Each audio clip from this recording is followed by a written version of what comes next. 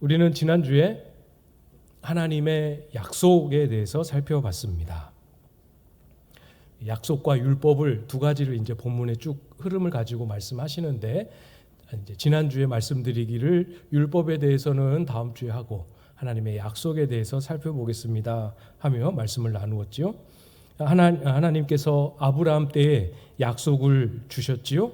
그 약속의 온전한 성취를 예수 그리스도를 통해 이루셨습니다. 기억하시죠? 율법은 없었지만 중간에 생긴 것으로 인해서 약속에 전혀 영향을 미칠 수 없다 하는 것 우리가 함께 나누었습니다.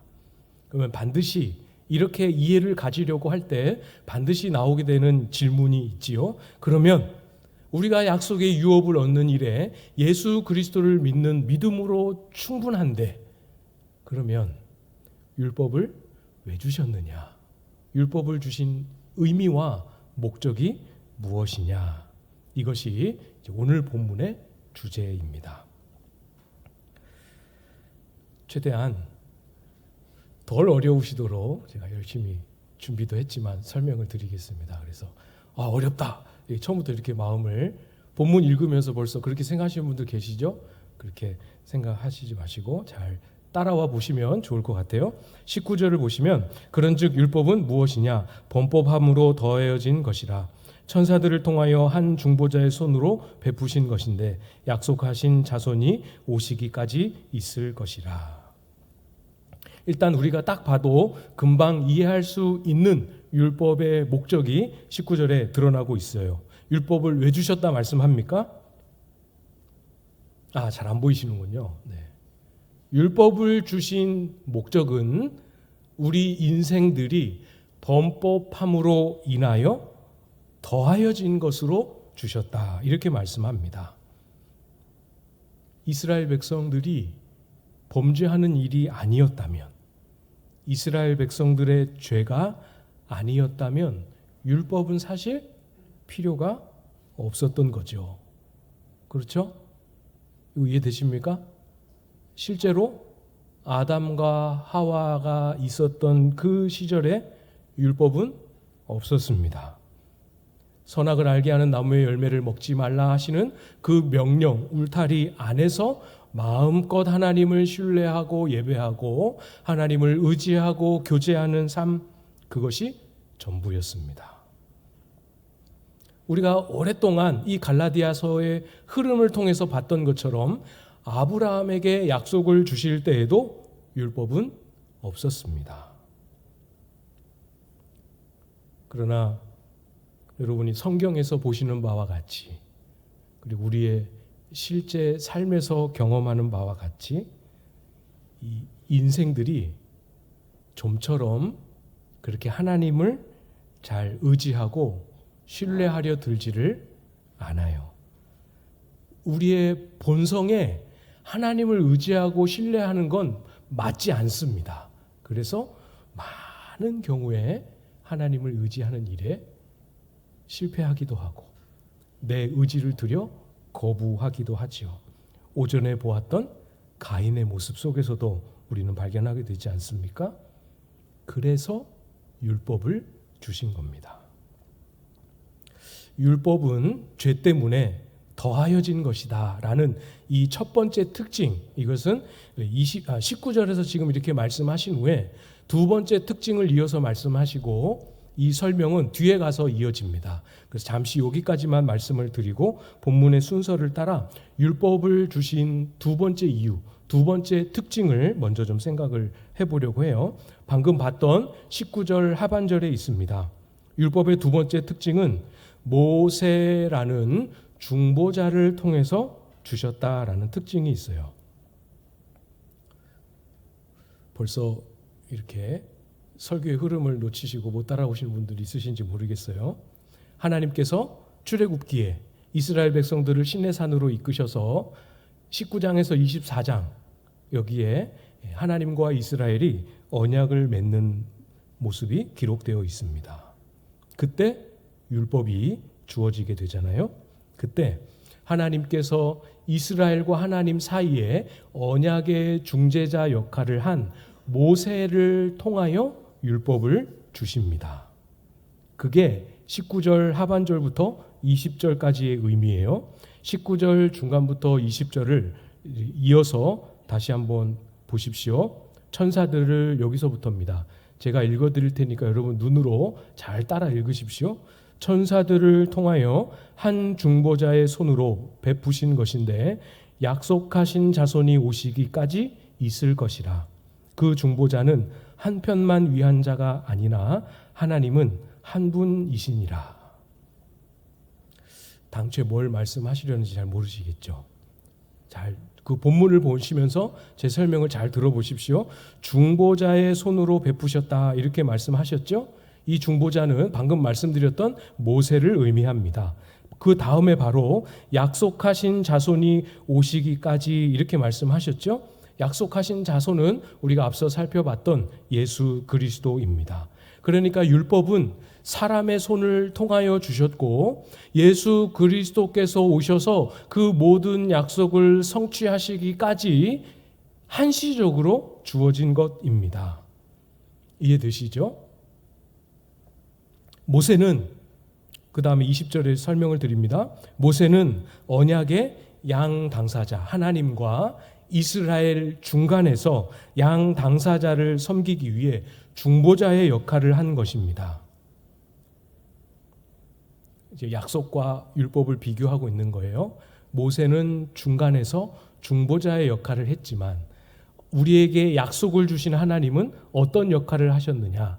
약속을 만드시고 약속을 이루시고 약속에 담긴 유업을 주시기까지 그 모든 것을 하나님이 직접 다 주관하시고 이루십니다. 그래서 약속을 정하신 분도 하나님이시요 약속의 성취를 위하여 사람의 몸을 입고 이 땅에 오신 분도 한 분 하나님이시다. 이거를 20절에서 말씀하고 있는 거죠. 조금 더 이해를 돕도록 설명을 드리면 율법을 전달한 모세는 말 그대로 중간에서 중보자, 중재자의 역할을 합니다. 그러니까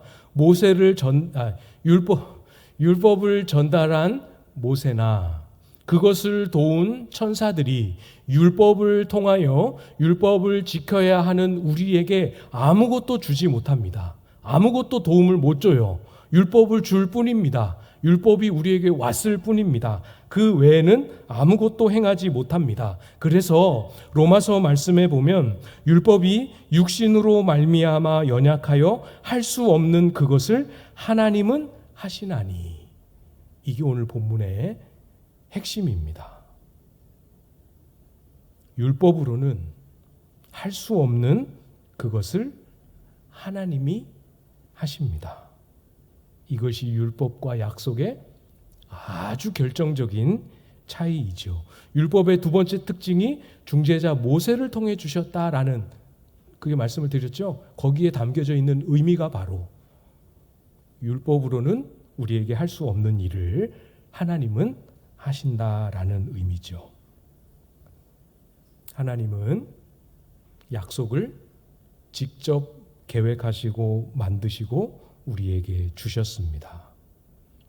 약속을 성취하시기 위해 사람이 되신 하나님은 약속을 주신 하나님과 한 분, 하나님이십니다. 성도 여러분, 조금 어렵고 딱딱하게 느껴지시더라도 잘 여러분의 기억 속에 붙들어 놓으셔야 됩니다.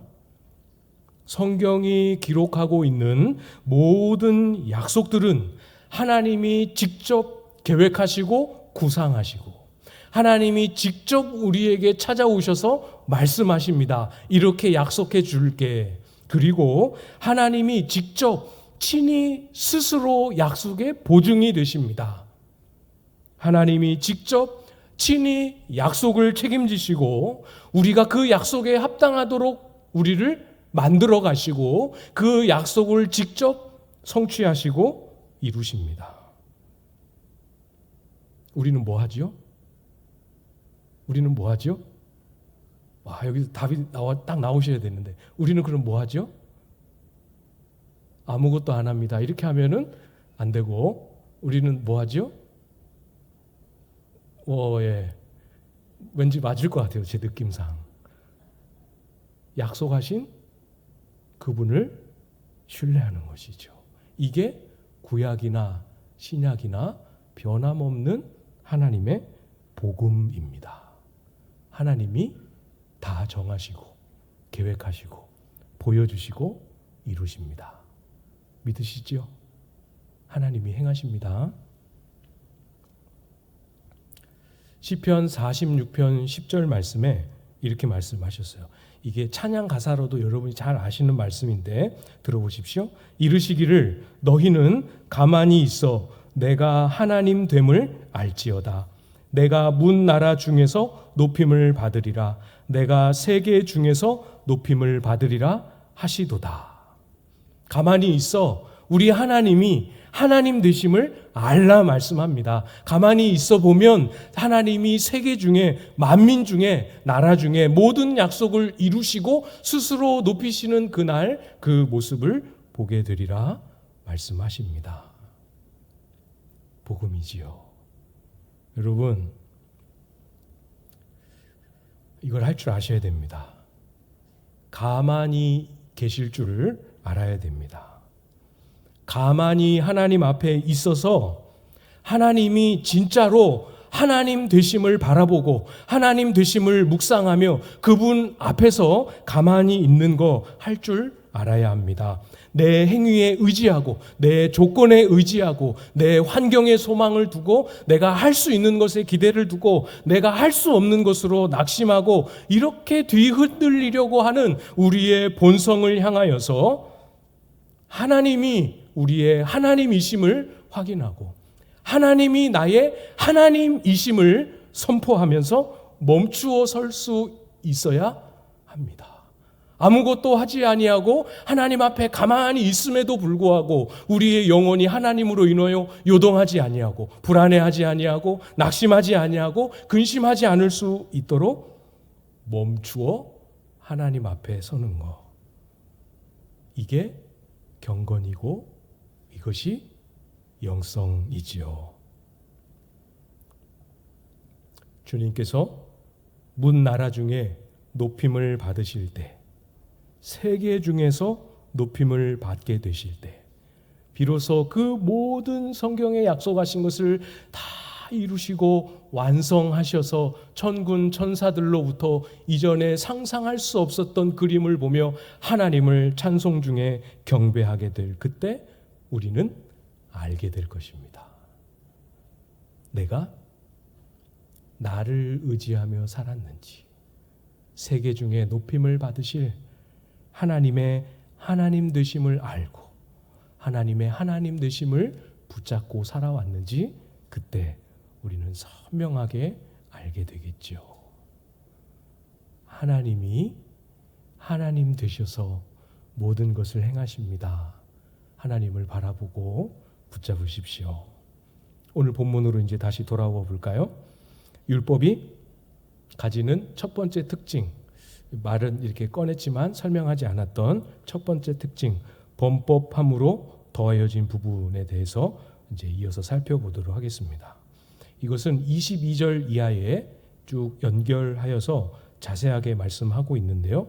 22절 말씀을 여러분이 한번 읽어주시겠습니다. 22절 시작.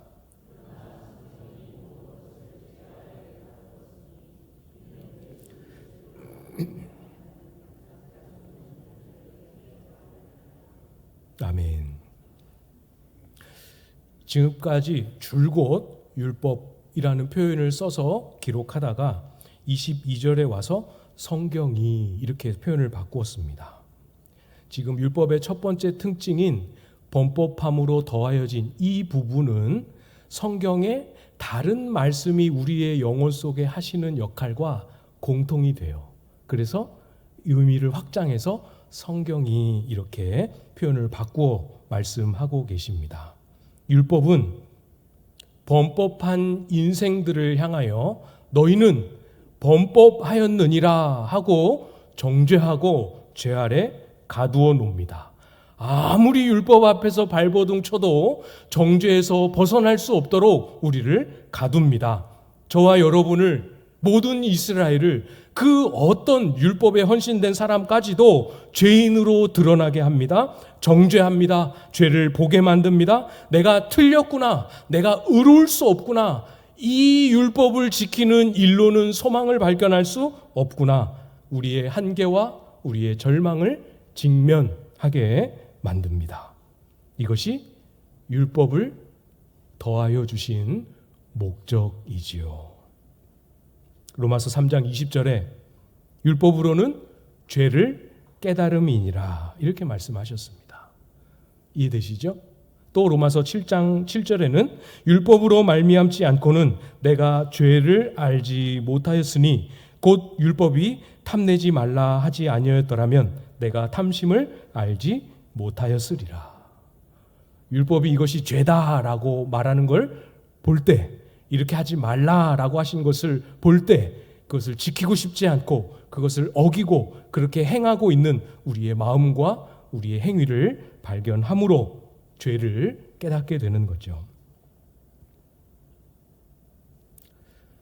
우리 부모님들이 어린아이를 훈육할 때, 잘못한 것이 있어서 훈육할 때 회초리를 들고, 아이고 너무 오래돼서 기억이 가물가물하시겠지만 회초리를 들고 한참 꾸중합니다. 그렇게 하면 동생이 아야 하겠어 안 하겠어 이러면서, 그렇게 하면 엄마 아빠가 속상하겠어 안 하겠어 이렇게 하면서 잘못한 것을 알아듣도록 엄하게 또 혼도 내고 위협도 하면서 꾸중을 하죠. 그러면 꼭 후반부에 가서 꼭 엄마 아빠가 한 번씩 하는 말, 꼭 해야 하는 말이 있습니다. 그게 뭐죠? 아실 것 같은데, 뭐 잘못했는지 알겠어 모르겠어, 뭐 잘못했는지 너가 엄마한테 얘기해봐, 이렇게 해보셨죠? 네, 그렇게 해야 됩니다. 자기 말로 이렇게 해서 잘못했어요, 이렇게 해서 동생이 아야 했어요, 이렇게 말하도록 해야 하지요. 근데 그걸 왜 시키죠? 엄마는 왜 그 말을 듣고 싶어 하죠? 이렇게 해서 잘못했어요 했을 때 뭐 하려고? 엄마가 볼 때는 혼날 만큼 났으니까 이제 혼 그만 내고 이렇게 해서 잘못했어요 하면 뭘 주려고? 잘못했지? 이리 와. 그래서 꼭 안아주면서, 엄마가 너 미워서 혼낸 거 아닌 거 알지? 이렇게 하면서 용서해 주려고. 그죠? 그런 의도로 그렇게 하시는 거 맞죠? 다른 의도를 갖고 하시는 분 없으시죠? 있으십니까? 잘못했어요 이렇게 할 때 정말 잘못했지? 너가 정말 큰 잘못을 했지?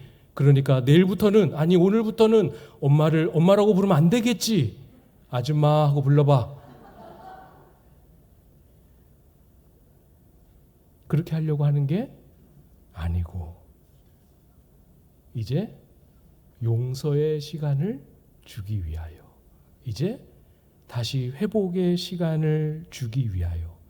그러나 그냥 적당히 하고 괜찮아 하고 지나가면 잘못을 잘못인 줄 알지 못하고 아이가 나쁜 모습으로 성장할 것을 염려하여서 마음이 아프지만, 아이의 눈에 눈물 안 나게 하고 싶지만 꼭 참고 엄하게 아이를 훈육하고 혼내는 것 아니겠습니까?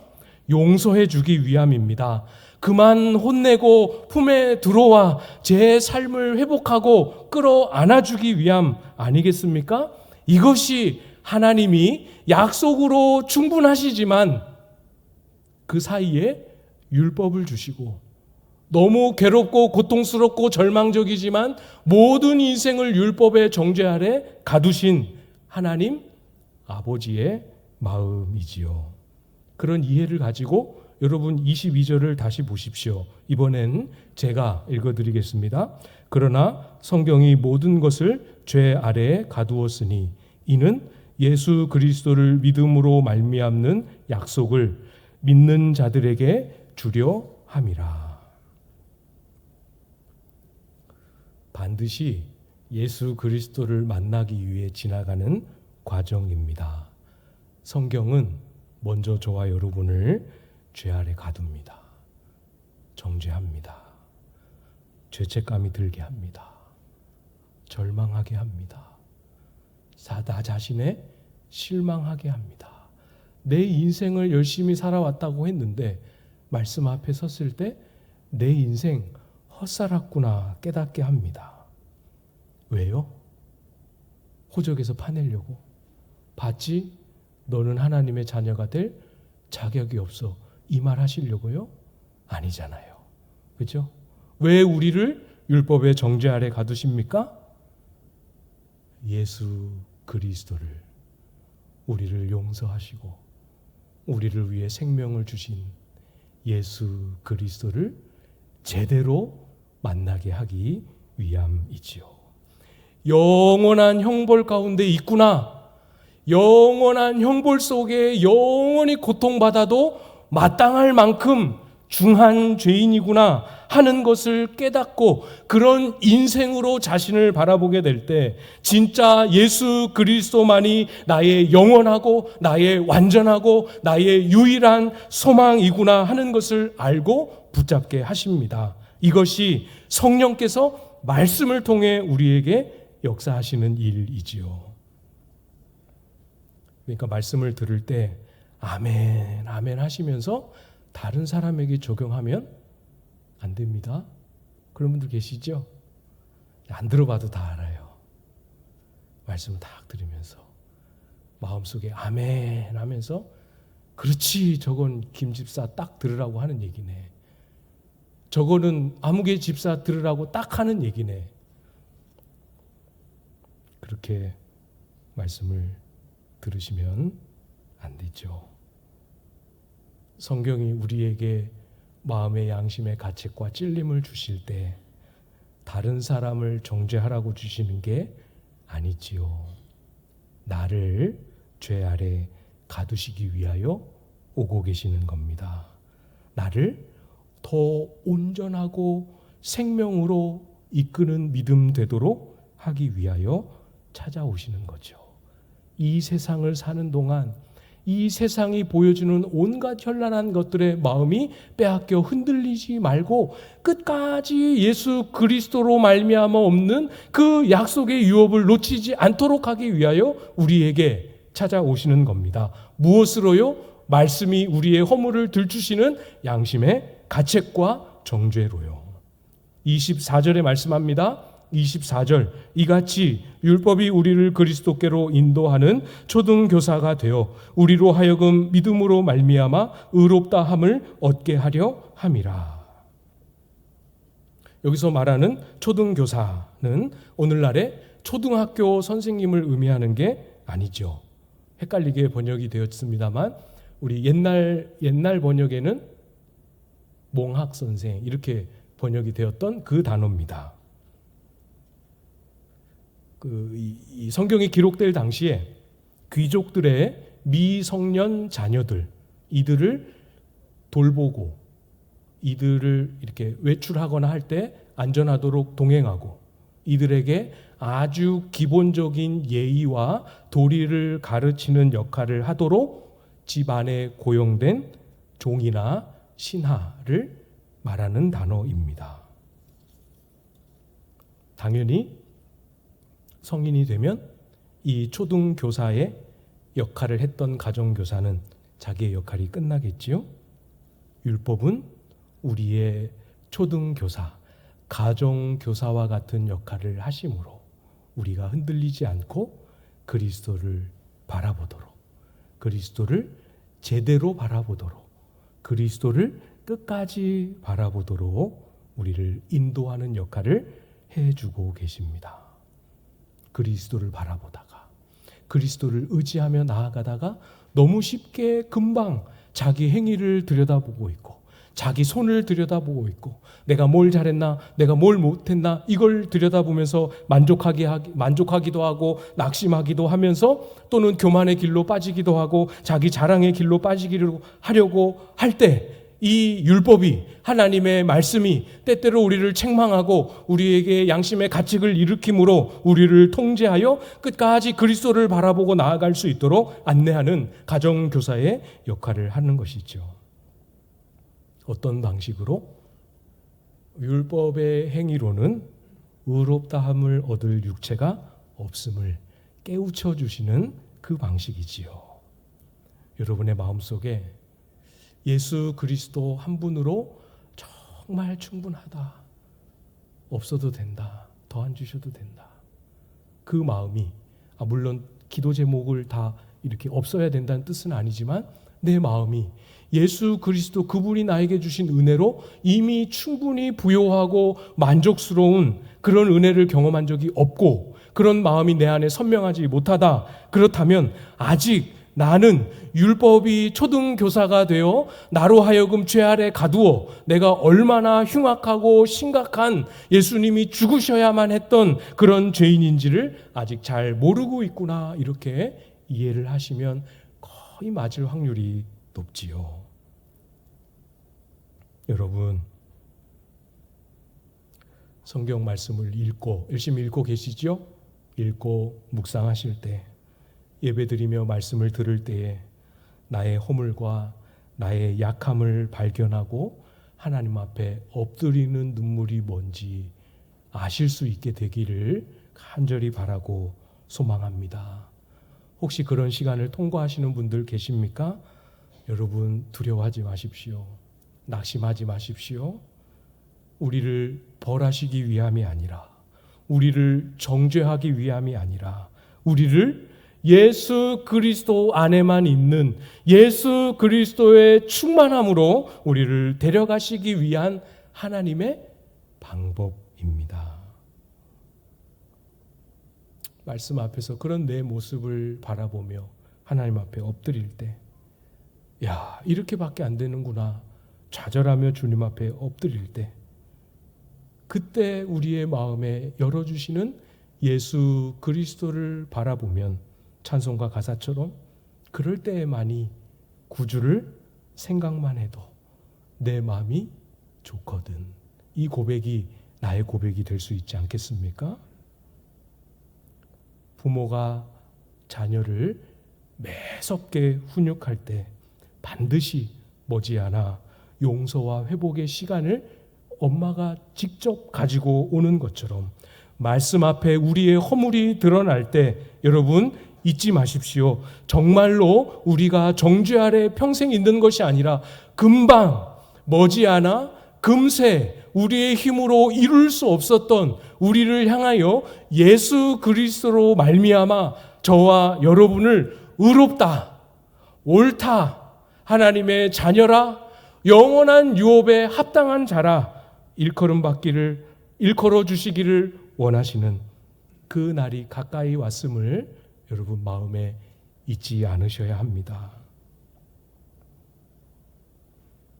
성경 앞에서, 하나님의 말씀 앞에서 우리를 발견하고 온전한 마음으로 예수 그리스도를 붙들어 예수에게 주신 이 약속의 유업 분명하게 경험하고 이 땅에서 충만하게 누리는 그런 저와 여러분들 다 되실 수 있기를 주님의 이름으로 축복합니다.